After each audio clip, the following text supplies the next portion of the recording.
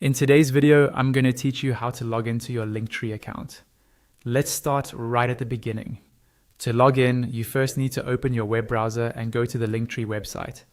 In the address bar at the top of your browser, type in linktree and press enter on your keyboard. This will take you to the main Linktree page where new users can sign up and existing users can log in.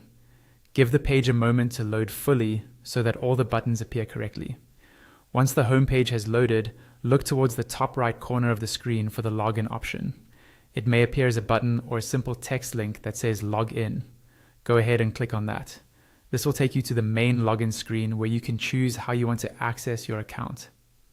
On the login page, you'll see a field where you can enter your email address, along with a couple of other sign-in options.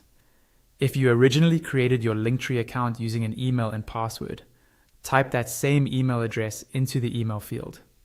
Make sure you use the exact email you used when you signed up. Even a small typo can prevent you from logging in. After you enter your email, Linktree may prompt you to enter your password or send you a login link, depending on how your account is set up. If you used Google to sign up for Linktree, instead of typing your email into the field, click on the button that says Continue with Google. Similarly, if you used an Apple account to create your Linktree, click on Continue with Apple. Using the same method you originally signed up with will save you time and avoid any confusion about passwords.